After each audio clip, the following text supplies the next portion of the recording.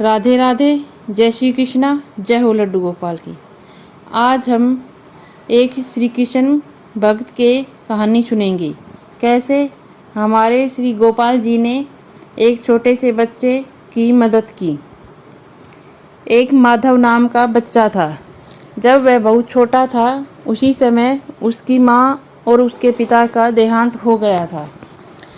इससे वह अपनी दादी के पास ही रहता था। दोनों दादी पोता जंगल से लकड़ी काट कर लाते और उनको बेचकर अपना गुजर बसर किया करते थे। जब माधव 6-7 साल का हो गया तो दादी ने उसे पढ़ाने की सोची। दादी उसको लेकर गुरुकुल में गई और गुरुजी से बहुत प्रार्थना की कि इसको पढ़ा दे, क्योंकि हमारे पास कुछ देने को नहीं है, इसलिए हम इसे और कहीं नहीं भेज सकते। अगर आप इसे पढ़ा देंगे तो आपका बहुत आभार होगा। गुरुजी को उन पर दया आ गई और माधव को पढ़ाने के लिए उन्होंने हाँ कर दी। अब माधव और दादी घर पर आ गई। दूसरे दिन दादी को बहुत चिंता हो रही थी। वह सुबह उठते ही माधव के बारे में सोच कर बहुत चिंता कर रही थी कि माधव कैसे जाएगा गुरुकुल में, क्योंकि रास्ते में बहुत बड़ा जंगल पड़ता था और उसमें बहुत सारे जंगली जानवर थे। माधव उनको बीच से कैसे निकलेगा यह सोचकर दादी बहुत घबरा रही थी। फिर दादी ने अपना मन को शांत करते हुए माधव से कहा कि माधव, तुम गुरुकुल में जाओ और जब रास्ते में तुम्हें डर लगे तो तुम अपने गोपाल भैया को बुला लेना। माधव बोला, गोपाल कौन है?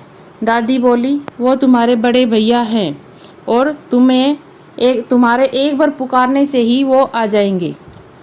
माधव गुरुकुल में जाने के लिए तैयार हो गया और वह चलता रहा। जब आगे बहुत गहना जंगल आया तो वह डरने लग गया और उसे दादी की कही हुई बात याद आ गई। उसने आवाज़ लगाई, गोपाल भैया, पर कोई नहीं आया। फिर उसने आवाज़ लगाई, गोपाल भैया, फिर भी कोई आवाज़ नहीं आई। फिर उसने फिर आवाज़ लगाई, गोपाल भैया, तो फिर भी उसकी मदद के लिए कोई नहीं आया। फिर माधव बहुत ज़्यादा डर गया और बोला, गोपाल भैया, आप कहाँ हैं? दादी ने तो कहा था कि आप एक बार ही आवाज़ लगाने से आ जाओगे। तभी उसके सामने एक ग्वाला आया जिसके हाथ में मुरली थी और गौवों को लेकर उसके पास आ गया। उसके पास बहुत सारी गौवें थी। माधव ने पूछा, आप कौन हैं? तो उसने कहा कि मैं ही गोपाल हूँ जिसको तुमने बुलाया है। चलो मैं तुम्हें रास्ता पार करा देता हूँ। गोपाल माधव को लेकर जंगल से बाहर गुरुकुल तक छोड़ने गए। जब जंगल खत्म हो गया तो गोपाल लौटने लगे तो माधव बोला, गोपाल भैया, मैं रास्ते से वापस आऊँगा, तब भी मुझे इस रास्ते से बहुत डर लगता है। आप मुझे छोड़ने के लिए रुक जाओ। तो गोपाल जी बोले कि माधव, तुम किसी बात की चिंता मत करो। जब तुम वापस आओगे तो मैं तुम्हें यहीं पर खड़ा मिलूँगा। जब माधव ने शिक्षा ग्रहण की और शाम को अपने घर आने लगा तो उसे रास्ते में जंगल के किनारे पर गोपाल जी खड़े हुए मिले। वह माधव को लेकर उसके घर तक छोड़ के गए। ऐसा उनका रोज़ का नियम हो गया। रोज़ गोपाल जी उसको स्कूल में छोड़ के आते और वापस घर छोड़ के जाते। एक दिन गुरुकुल में गुरुजी का जन्मदिन था। सभी ने गुरुजी का जन्मदिन मनाने के लिए सोचा तो सब अपने घर से कुछ कुछ लेके आने वाले थे। माधव को उस दिन दूध लाने के लिए कहा। जब माधव घर आया तो उसने दादी से कहा कि दादी, कल स्कूल में गुरुजी का जन्मदिन है और मुझे दूध लेके जाना है। दादी बोली, हम तो इतने गरीब हैं हमें तो खाना भी अच्छी तरह से नसीब नहीं होता, हम दूध कैसे लेके जाएंगे। परंतु माधव नहीं माना और बोला, नहीं, मुझे तो लेकर ही जाना है। और दादी ने उसे बहुत समझाया तो वह कुछ शांत हो गया। फिर वह उदास मन से गुरुकुल जाने लगा। जब गोपाल जी ने उसे उदास देखा तो उससे पूछा, माधव, आज तुम मुंह लटकाए हुए क्यों हो, क्या बात है। तो माधव बोला, गोपाल भैया, आज गुरुकुल में गुरुजी का जन्मदिन है और मुझे दूध लाने के लिए कहा गया है, परंतु दादी ने कहा कि हमारे पास पैसे नहीं हैं और हम दूध कहाँ से देंगे। दादी ने दूध देने से इनकार कर दिया। फिर गोपाल जी ने उसे एक छोटी सी लुटिया में गऊ का दूध निकाल कर दिया। माधव उसे लेकर आया और गुरु माता को वो दूध की लुटिया दे दी।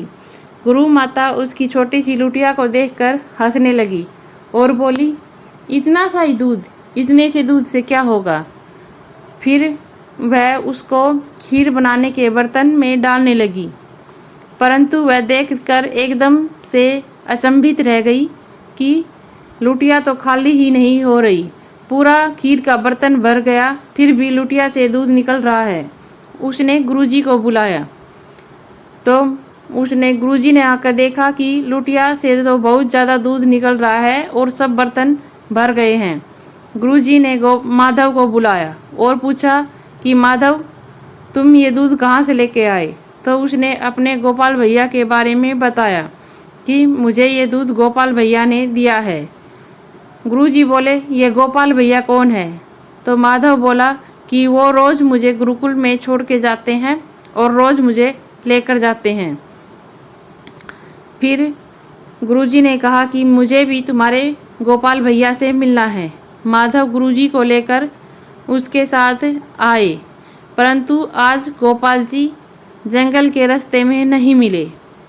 तो माधव बोला कि आज तो गोपाल भैया नहीं है। उसने खूब आवाज़ लगाई, गोपाल भैया, गोपाल भैया, गोपाल भैया, परंतु कहीं से कुछ आवाज़ नहीं सुनाई दी।